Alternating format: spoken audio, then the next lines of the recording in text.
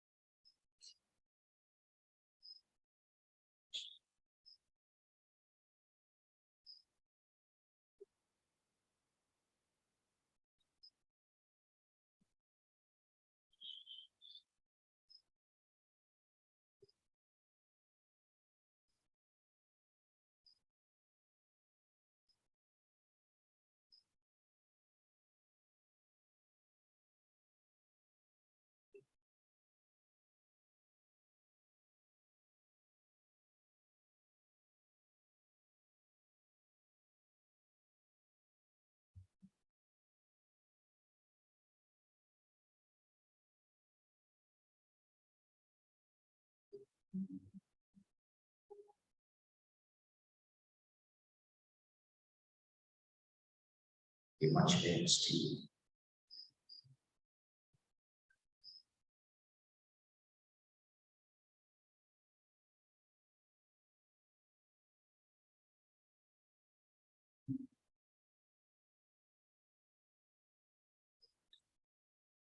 Most Venerable Mahasangha who are listening to the Zoom, and dear devotees, dear listeners, Dhamma friends. As mentioned in the introduction by Professor Marc, So this is my first ever Dhamma talk delivered to the servants of the Buddha. So without taking much time or giving more introducing words, so let us directly start our Dhamma talk.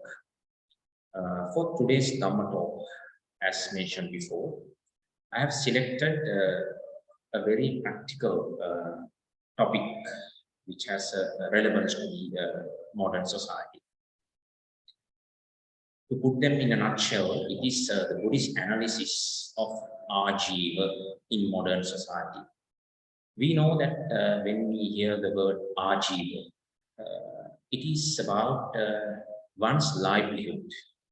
Livelihood is nothing but one's profession. What a person do, what a person will do for his living. Simply put, it is your job, it's your profession. Then Ajiva, when we recall the word Ajiva, one might think whether this is relevant to clergy. It is obvious that this is relevant to the laity, but one might wonder whether this is also relevant to the clergy. Of course, it is relevant. So let us discuss in brief throughout my Dhamma talk how it would be, it would lie relevant to clergy as well. So when we memorize the word Ajiva, what comes to our mind is wealth. We know wealth is being given a prominent place in the life of the laity, but not in the life of the clergy. But the problem is there's nothing intrinsically wrong with the wealth. But the problem is that we have a grasping attitude towards the wealth. That is the thing which destroys the very marrow of the wholesome livelihood, Dhamma friends. Therefore, to start with the preamble, Ajiva can be divided into two. One is Samma Ajiva and the other is Miccha Ajiva. As a practice, Dhamma friends, whenever Buddha was about to deliver something about Ajiva or any other Dhamma topic, as a practice, he first he first explains the negative side of something. And then only he will explain the positive side. Following the same method, let us first have a look at what is Miccha Ajiva. And then we can go to the Samma Ajiva. But time to time, I will take some points wherever relevant to talk about. So, Miccha Ajiva or any form of Ajiva, one might wonder why the Buddha has given that much importance to this topic Ajiva. Because just think about our lives, Dhamma friends. If you are a professional, or if you are an occupied person, or if you are a member of the clergy, most of the time of your day-to-day routine is all about your profession. You commit majority of your, most part of your time for your profession. Therefore, when our profession becomes something wholesome, then intrinsically our life becomes wholesome. On the contrary, when our profession becomes something unwholesome, then there's a good probability that our entire life will become unwholesome or evil. Therefore, the Buddha gave immense importance to this topic Ajiva. So, intrinsically, we have we call inherent insatiable nature within. That is the driving force which takes us towards engaging or indulging in wrong loving. So let us explain this in the time to come. And this is very important. The Chetana or the intention is also very important when it comes to one's livelihood. Because there are some professions in the society, some are labeled as wrong livelihoods, and some are labeled as right livelihood. But there are some professions, at the first glance, you might think that it is a wrong livelihood. But later on, one might prove it a right livelihood. For an example, about a year back, I happened to produce a research paper on a topic in this way. Does soldiering fall under wrong livelihood in Theravada Buddhism? The critical analysis. What do you think about that, my friends? What do you think about that? Soldiering, the warfare, is it something a right livelihood or a wrong livelihood? So at the first glance, you might think it is not a right livelihood. It is wrong. But the interesting point is the Buddha had never categorized soldiering under wrong livelihood, although it takes some amount of violence, some elements of violence. I'll tell you a small story. This is from Sutta Pitaka. There was a warrior called Gamani. This is in the Yodha Ajiva Sutta. This warrior, Gamini, came to the Buddha and saluted him and asked from the Buddha, Master Gautama, I am from a warrior clan. All the people in my generation are warriors. We are born to fight. We are born to battle. There's a notion in our generation that whoever dies in the battlefield while engaging in the battle would be reborn in a heaven of that name. He mentioned a name. Then he asked from the Buddha, Master Gautama, is it a fact? Is it a fact? What do you think about that, Master Gautama? Is it a truth? Then what do you think, my friends, the Buddha's response?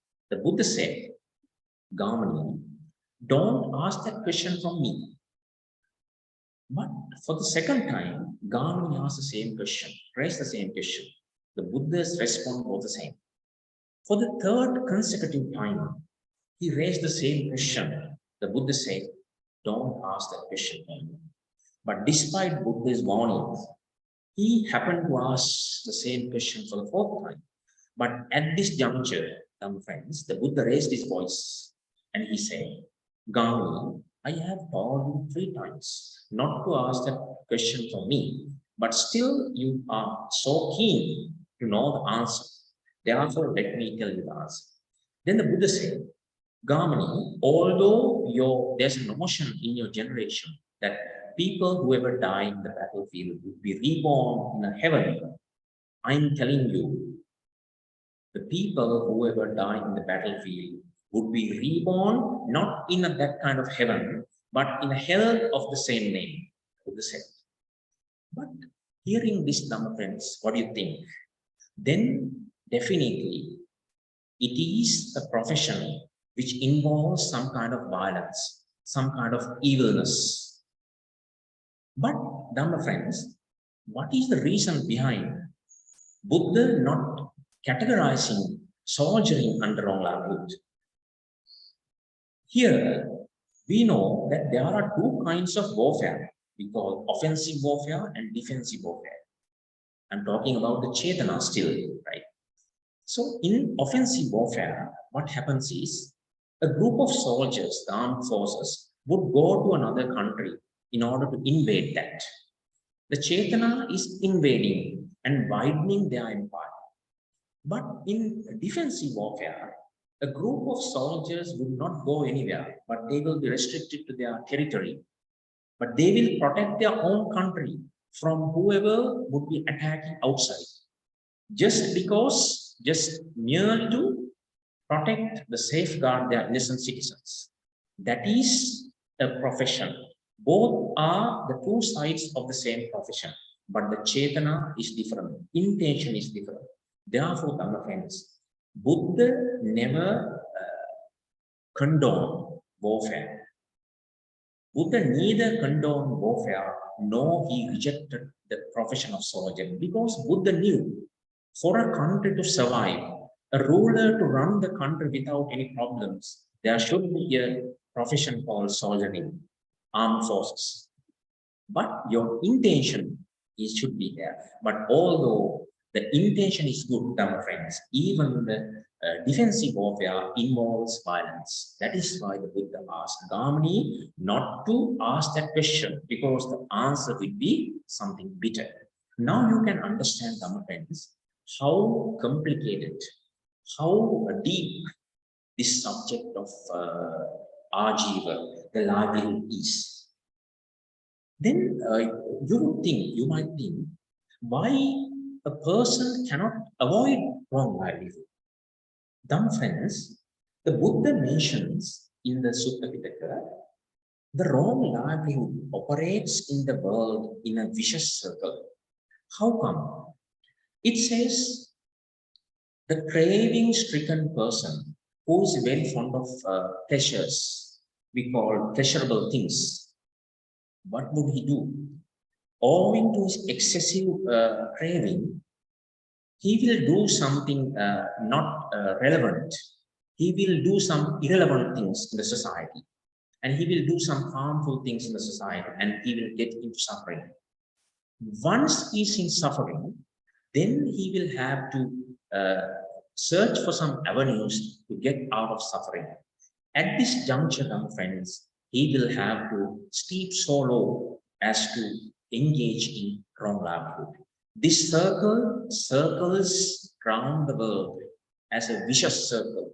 That is why the Buddha said, it is very difficult for a layman to earn his living even without a small amount of, a small part of wrong livelihood in a day-to-day life. But it is not impossible, but it is difficult, Dhamma friends. That is why the Buddha said it operates in the world in a form of a vicious circle. So I have made some points to elaborate throughout this Dhamma talk for your convenience. Therefore, let me take time to time some elements from clergy and some elements from the laity. Then, Dhamma friends, the Buddha says in the Sutta Pitaka, there are two reasons why, which are driving forces behind the man for his engagement of wrong livelihood. What are they? First is the need for survival, because there's immense need of a survival within a person. And the second one is the important one, the urge to lead a comfortable life. But looking at these 2 points, Dhamma friends, one's need for survival is not that harmful, because we know that everybody has that need. But the problem is we are running behind the urge to lead a comfortable life. We are forgetting about the needs and we are running behind the wants. That is the very place where one can step in to a wrong livelihood. And also, there in Greek myths, in Greek mythology, Dhamma friends, in Greek mythology, we have heard about narcissism. Narcissism, it is derived out of a story from a Greek person called Narcissus. Narcissus was a person who was well preoccupied with his own self, looking his image from a pond.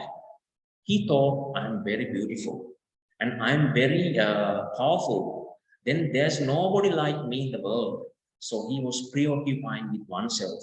So this very nature of the person, Dhamma friends, it creates a limitless expansion of one's needs and wants. And that is also conducive to Miccha Ajiva. The Buddha says so. But Buddha didn't mention about the narcissus. It is me who connected the 2 points in order to explain it better. And Dhamma friends, there's a very clear formula that you can remember to test whether your profession or livelihood, whether it falls into wrong livelihood or not. What is that? If any livelihood which involving points, reasons which aggravates the three unwholesome roots, what are they? Greed, hatred, and delusion.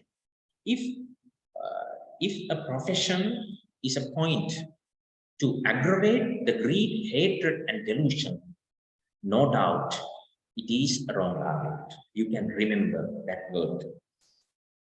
And also, some friends, when we go deep into the Sutta Pitaka, the Buddha had never mentioned a duality in wrong livelihood. That's a very interesting point. Because the Buddha has given a definition. The Buddha had given a definition only for the wrong livelihood of the clergy, but not the laity. It is a very obvious point. But there should be a reason. Why did the Buddha not give a clear-cut definition for the wrong livelihood of the laity?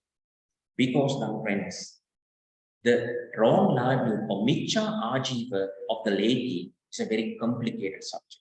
You can't give a precise definition for this wrong livelihood of the laity. But for when it comes to the wrong livelihood of the clergy, that can be given in a shorter definition. Now, this is the place I want to explain whether clergy has a livelihood. You might wonder. Dhamma friends, we know that as clergy, we are surviving based on four things. What are they? Chivara, Pindapata, Senasana, and Gilanas. Chivara is robes, Pindapata is food, Senasana is dwelling places or vihara, and medicinal drink, Gilanpasa. Without these things, we cannot survive. But who are the people giving all these things to us? It's you, the donors, the devotees, the dayakas. To obtain them in a rightful way, Dhamma friends, there's a mode of way. There should be a way a bhikkhu or bhikkhuni should behave. That is their right livelihood. For this, Dhamma friends, the Buddha says, a member of the clergy should refrain from five things, five modes of behavior. What are they? To put them in a nutshell, it's puhana, lapana, nemittikata, nippesikata, and labena laba nijigisanata. This is in Pali. I illustrate them in English. Puhana is skimming. Lapana is talking. Nemittikata is hinting. Nippesikata is belittling. And labena labam nijiginsanata is searching gain from gain. Searching for gain from gain. I think it's not clear to you. I know that. Dhamma friends, skimming or puhana, I'll tell you an example to understand what sort of behavior is puhana. Okay, just think about a bhikkhu. He's living in a temple. One faithful devotee comes to him with a very valuable robe and offers it to him. Bhante, take this robe, this is for you. Then that bhikkhu would think, I should be behaving in this way. Then he would behave like this. Then, although he has a need for that robe, although he likes that robe very much, he would say to that devotee, I am a very simple Buddhist monk.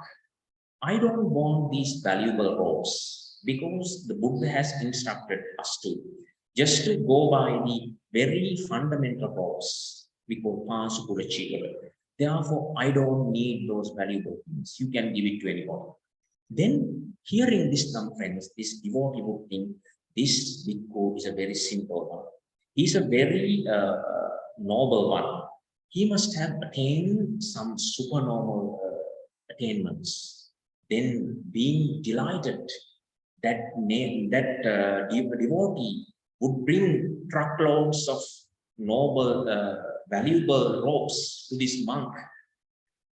And because he was so pleased about this monk, of his simplicity, then this monk will tell, in the pretending to be telling, he would say to the society, first of all, I told you that I don't need those robes. But if I were to reject this offering, then I will be missing a great opportunity for you to do some meritorious deeds. Therefore, out of compassion, I will accept these robes. That is the one way of skimming them, friends.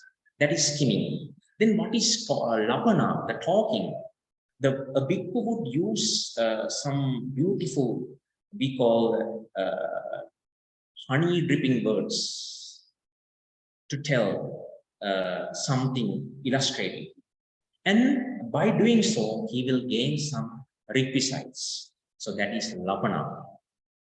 Then nemitikata, giving some hints, okay, without telling something directly, he will let the audience know, let the devotees know that he is an arahant, that he is a person with supramundane qualities, not directly but indirectly. We call hinting, nemitikata, nimiti that we know, Sinhala.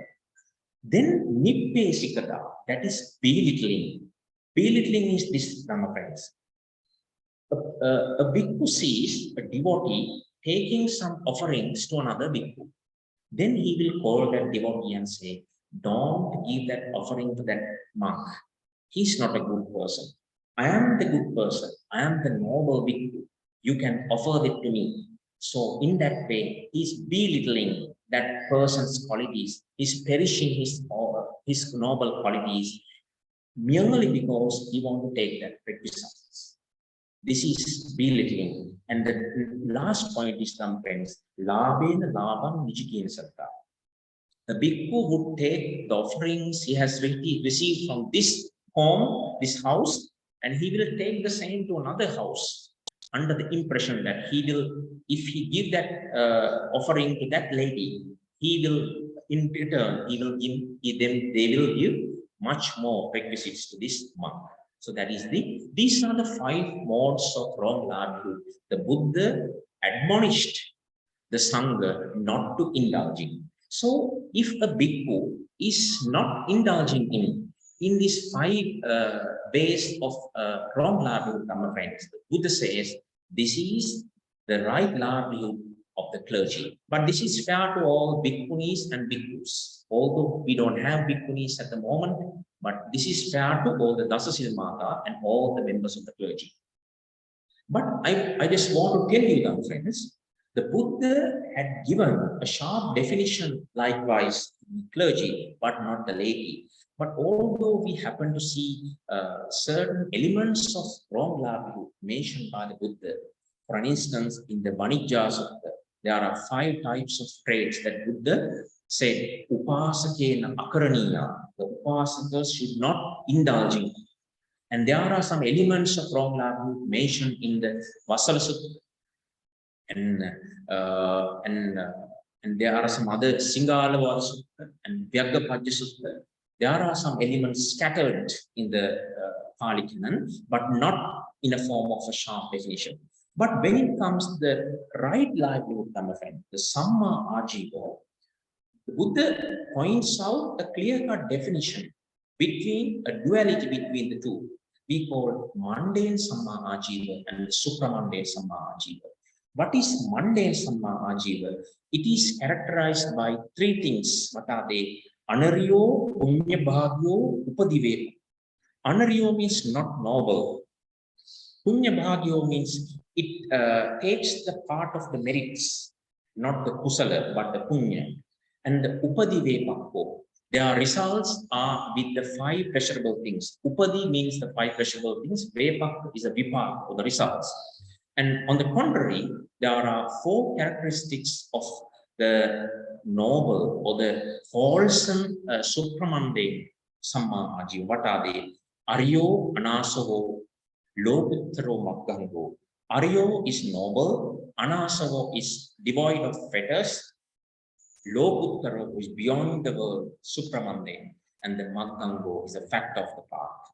So these are this is the way the Buddha chiefly defined the Samma Ajiva and the Miccha Ajiva.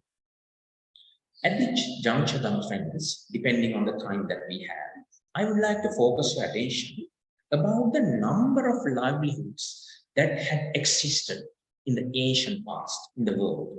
Since I'm talking about the modern application of this subject, the wrong livelihood and the Samma Ajiva, when I was doing my MPhil research, I found this Pali phrase in the Pali Tripitaka, which gives us a hint about the number of livelihoods which must have prevalent in the past. What is that? Ekuna Panyasa Ajivaka Sati was the phrase. Ekuna Panyasa means 50, Ekuna Panyasa means 49. Sati means 100. That means 49 into 100. That means 4,900 different professions that might fall under the wrong livelihood that have existed in the past, in Buddha's time, friends. But here, some Pali scholars doubt whether it is 4,900 or 49 plus 100, 149. But when we think about the complexity and the depth of this subject, friends, I found a beautiful explanation from a scholar called Brahaspati, an Indian scholar. He says, thieves can be subdivided into 1,000 folds according to their skill, ability, and method of cheating. Now look here. Now, if a one livelihood can be divided into 1,000 folds, is there a wonder that to mention that there could have existed 4,900 different livelihoods? In the same book, Brahaspati says, there had existed separate volumes of books under the title, How to Break Into a House. How to break a house. These are professional guidelines for thieves, which had existed in the ancient past. I'm telling with the facts. Therefore, now you can have an idea to what extent this wrong livelihood had developed in the ancient past, and to what extent it has developed in the modern society at present. Now look at the society. Now, how many ways and means are there to cheat from you in this modern society? Therefore, no wonder that they categorize them in such a number of wrong livelihoods. And having said that, friends, there's another important point. When we go a bit towards the Abhidhamma, Abhidhamma categorizes Samma Ajiva as a Chetasika. But one can question whether can we categorize Miccha Ajiva as a Chetasika? What do you think? I have examined this matter, friends. Therefore, I concluded with the answer. Why the Buddha had not categorized Miccha Ajiva as Chetasika? Because we know, according to Abhidhamma, the lover is a Chetasika. Lover is one of the 3 unwholesome roots which gives birth to innumerable number of fetters. Therefore, my friends, the Chetasika lover, it does the role of the Miccha Ajiva. Therefore, there's no need to put Miccha Ajiva as a separate Chetasika. That is the best explanation I can give, depending on the suitability. Therefore, my friends, since we are talking about Ajiva, let me go to the Noble Eightfold Path. We know that in the Noble Eightfold Path, or the Arashtangika Magga, the 5th element is Ajiva. Then the Mahachattarisika Sutta of Majjhima Nikaya, in this sutta, Buddha says, Samma Ajiva is innately bound with 3 other factors. What are they? Samma Ditti, Samma Vayama, and Samma Sati. We know Samma Ditti is right view. Samma Vayam is right effort, and Samma Sati is right mindfulness. I'll show you an important point. Here, since we know that Samma Ajiva is innately bound with these three factors of the path, Samma Ditti, the right view, is under the category of wisdom, we call Panya. And Samma Vayama is under the category of Sila. And Samma Sati is under the category of Samadhi. Therefore, Dhamma friends, all these three all these three factors resemble our main three steps. What are they? Sila, Samadhi, and Prajna. Therefore, Dhamma friends, whoever violates Ajiva or Samma Ajiva, take my word, he is the person who would destroy, who would violate the Noble Eightfold Path. Therefore, that is the main reason why Buddha put that much stress, that much weight on this topic, Ajiva. And also, Dhamma friends, the Buddha had said, a clergyman, or not a clergyman, but also a layman, would enjoy four types of happiness. What are they? Atti Sukha, Bhoga Sukha, Anana Sukha, and Anavajja Sukha. But here, Dhamma friends, whoever indulges in Micha Ajiva would never be able to enjoy the Anavajja Sukha, the happiness of blamelessness. Because the person who is engaged in wrong livelihood, he knows within that I am such and such person. My deeds are corrupted, and his inner conscience would be there to torment him for the good. Therefore, Dhamma friends, he would never enjoy the pleasure or the happiness of Anavajja Sukha that you have remembered. And also, Dhamma friends, the utilitarianism. What is the connection between the Micha, Ajiv, and utilitarianism? We know that society which is based on utilitarianism, it teaches a means of living that one might want to claim as evil could be justified by the goal it is seen to lead to.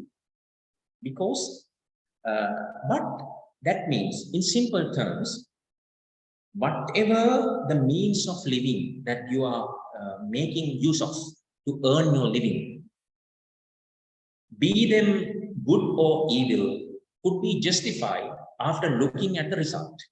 But, Dhamma friends, the Buddhism takes another separate stance. The Buddhism says both the means and the outcomes are very important. Your means should be Dhammic, your means should be virtuous, and also your outcome should be virtuous.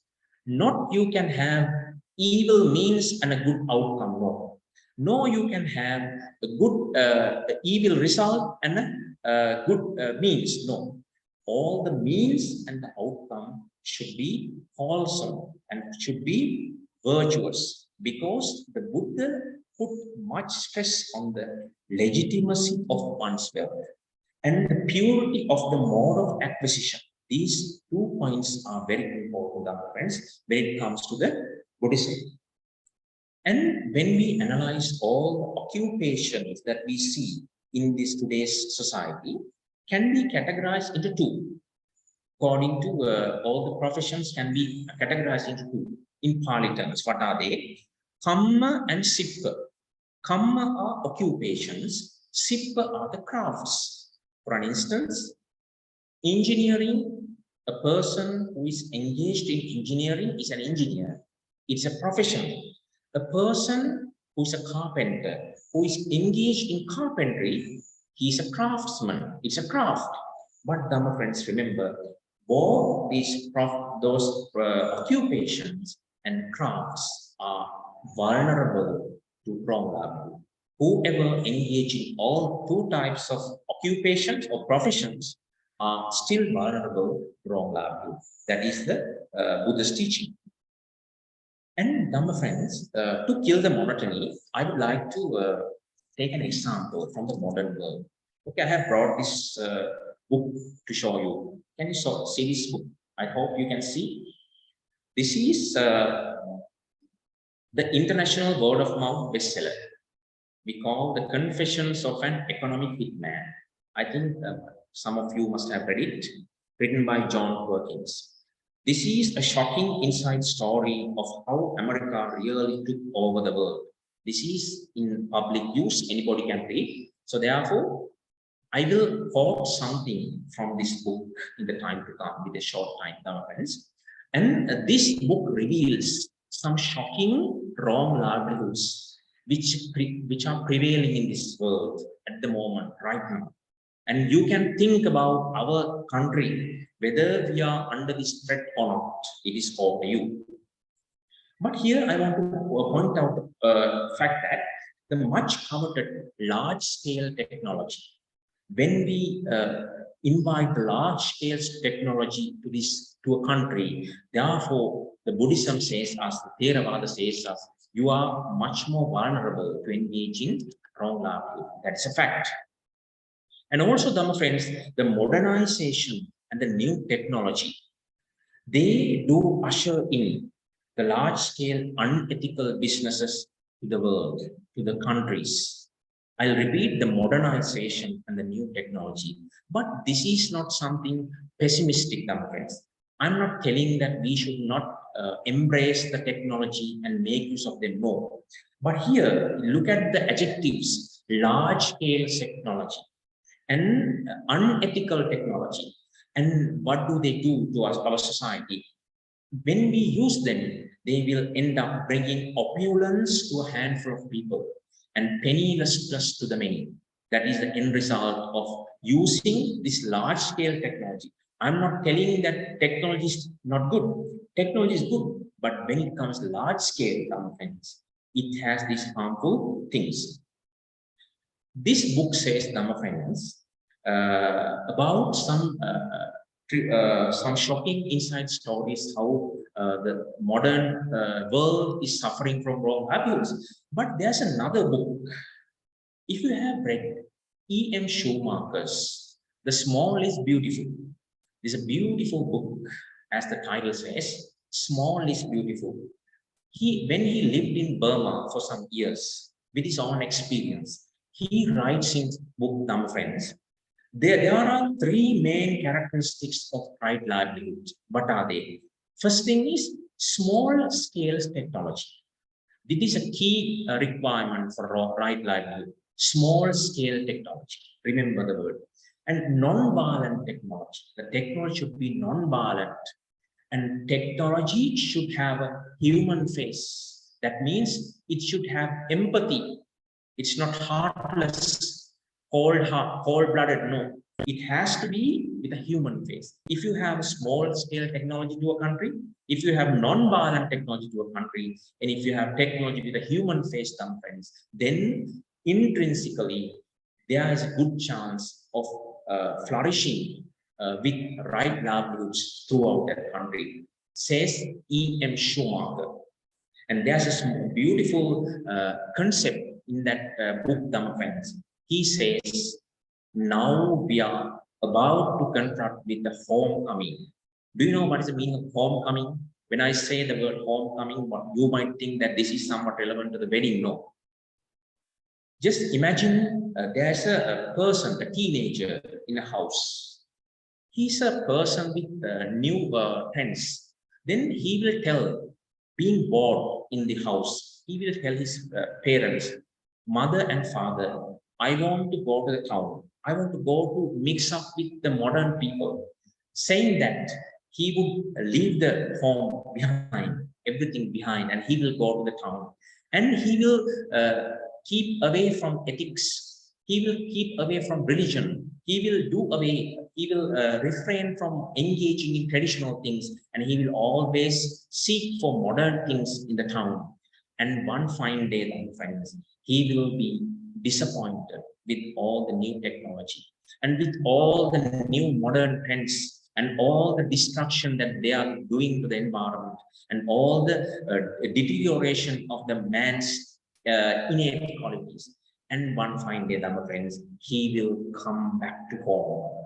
That particular concept he writes in this book as homecoming. Now Just think about ourselves, whether we are in the verge of homecoming. Now we are going back to our kith and kin, how they live their lives very peacefully and simply. Now we are studying them, and now we are appreciating them. It is now we are in the verge of homecoming. Remember that word. And also, I want to mention one thing, now, friends. In today's world, what we lack, what we are deprived of is enjoyable production process. Enjoyable production process. For an instance, take a paddy field. In our olden days, people got together, and when they were harvesting the paddy, they got together and they had their smiles and laughs, and they following their traditional ways. They did the same thing as a field work. Now, what do we do today? We have given all these tasks to the machinery, and only the owner of the paddy fields is looking as an onlooker there. All the tractors and all the harvesting machines are working there. Now, what happened to our enjoyable production process? Now it has become sheer inhuman chore, right? And it leads to the destruction of the work satisfaction. Now they are not satisfied with their work. Then with that insatisfaction, lack of satisfaction and deprivation of happiness, dumb friends, Buddhism and all the other good guidelines tell us that it can lead to wrong livelihoods, because people have no enjoyment, they have no satisfaction. Now they are trying to find their satisfaction through illegal ways, to improper ways. So that is the way. There is another trend how you can fall into the wrong livelihood. So with that, friends, now I'm coming back to this book, Confessions of an Economic Hitman, written by John Perkins. This book reveals some very dangerous wrong livelihoods which still prevail in this world. They say there are different kinds of professionals trained to destroy the economies of the countries. For an example, one is EHMs, economic hitmen. So what do? They are highly trained professional people who would be sent to certain countries to open up, to start large-scale development programs, development projects. And they will pump so many money from other countries to the country. And in between, in the process of developing that, before they have reached the culmination of this project, they will give up that project and they will go away, leaving the people to suffer with the debts. Now look at our country. Whether are we not suffering from the same EHMs? And this book reveals how the CIA sanctioned jackals have took over the world, and the certain fragments of US military, the book says. In the preface of the book, number 5, when this person started to reveal, the irony is, the person who has written this book is one of the EHMs. He has worked as an EHM in certain countries, but at some point of his life, he changed his mind and he wanted to reveal this truth to the world. And in the preface of this book, he writes a very important thing. I'm reading to you. He had to confront with so many threats while writing this book. He says, "What finally convinced me to ignore the threats and bribes? The short answer is that my only child, Jessica, graduated from college and went out into the world of her own. When I recently told her that I was considering publishing this book and shared my fears with her, she said, 'Don't worry, Dad. If they get you, I will take over where you left off. We need to do this for the grandchildren I hope to give you someday.'" That is a short answer. Now look at the gravity of this problem, friends. And in utter disappointment, friends, he writes in the prologue only one line: "How I ask myself did a nice kid from rural New Hampshire ever get into such a dirty business? He says very frankly here. So, Dhamma friends, now you can have a rough idea how complicated, how sophisticated, and how deep in this subject of livelihood is. Then, Dhamma friends, coming back to the Pali Canon, a person would refrain from wrong livelihood based on two reasons, the Buddha says. What are they? The first is the fear of hell, because he fears the hell, therefore he will not engage in a wrong livelihood. The second reason is the fact that precepts were ordained by the Buddha. Out of faith for the Buddha, he would refrain from wrong livelihood. So these things would keep the man away from wrong livelihood. Therefore, Dhamma friends, if you are a member of the clergy, the Buddha says you have to follow three basic ways to refrain from wrong livelihood. What are they? First is protecting the livelihood-based precepts. That is the first thing. And the second is the five things that I explained to you: the puhana, lapana, nimittikata, nippesikata, and labina, labhavishkita. 5 ways of engaging in wrong livelihood. And the last one is abstinence from impropriety. There are 21 improprieties promulgated by the Buddha called ekvisi anesanya in Pali. You might have heard that. So in that 3 ways, a person would refrain from, a clergyman or the priest or the Buddhist monk or nun would refrain from wrong livelihood.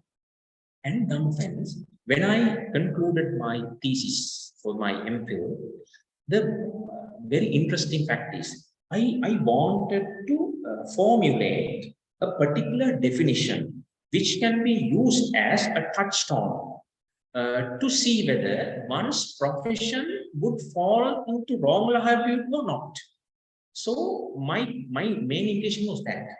But at the end, Dhamma friends, to your astonishment, what I ended up with is when I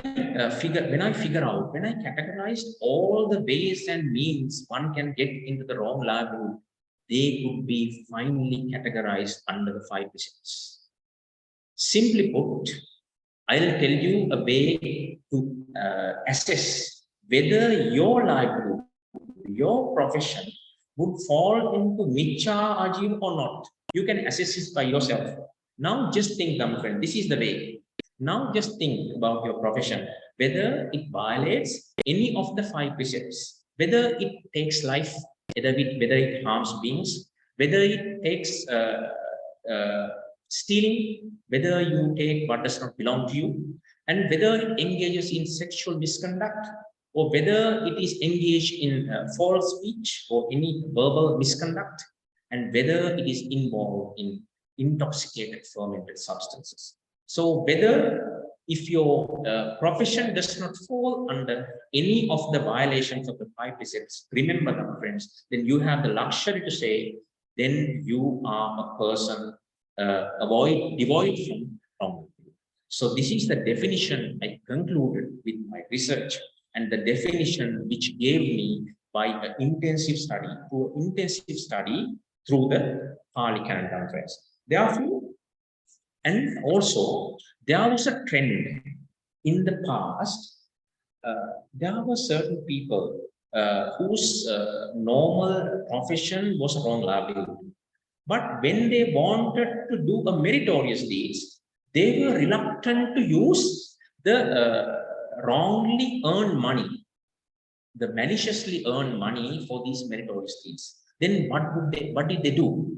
They would take some money and go to a bank and they would deposit there.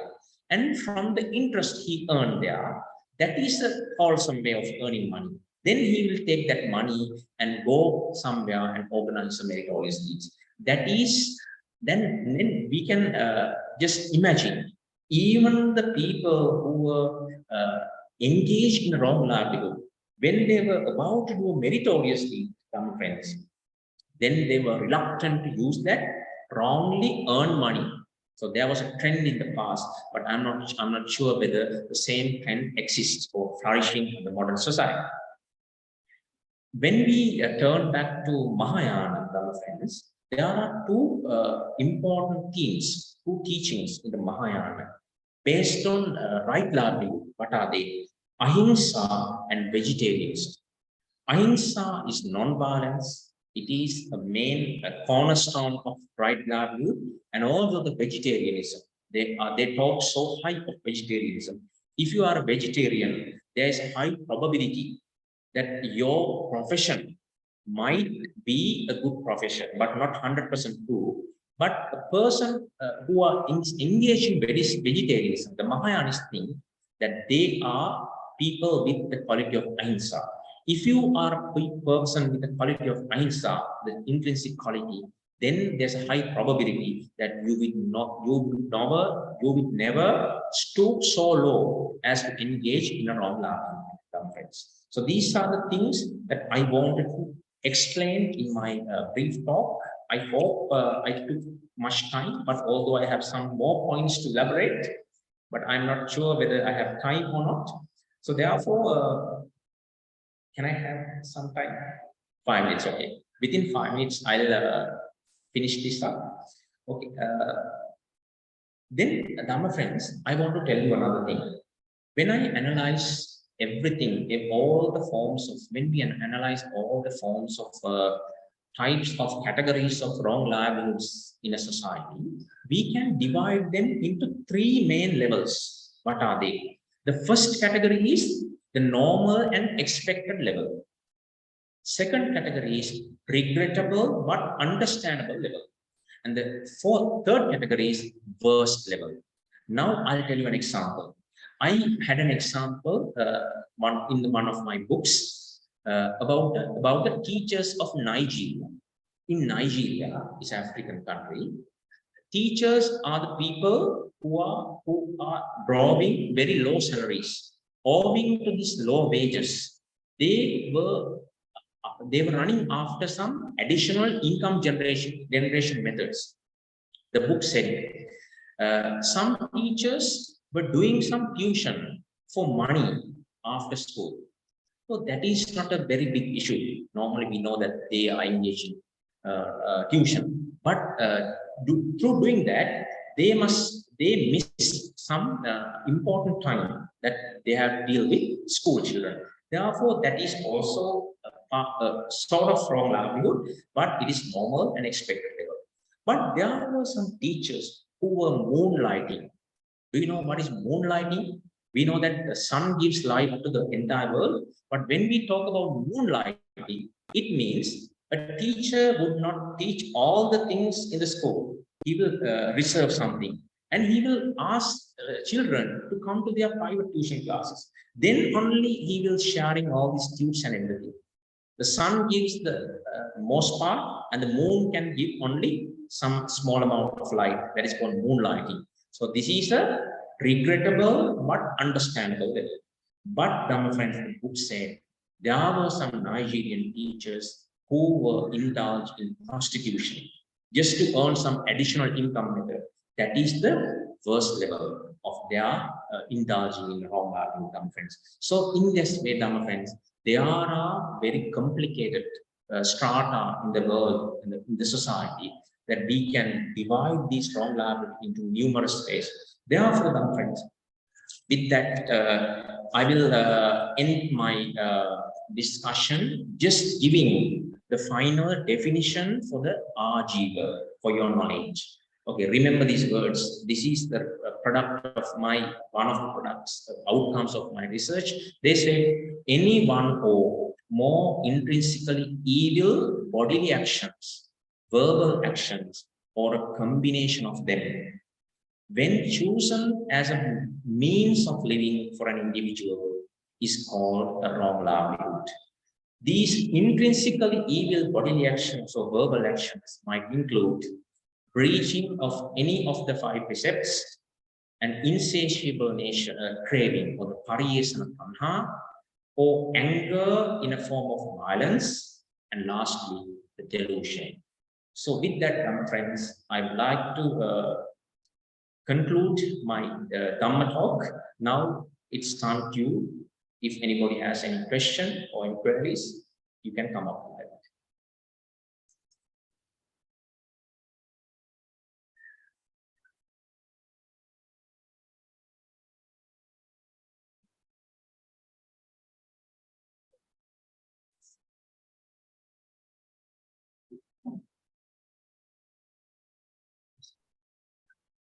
Thank you very much, Venerable Sir. Is Professor Manori in?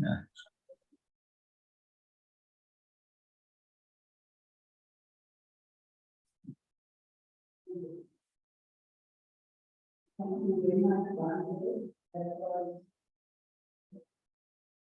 So, in some areas,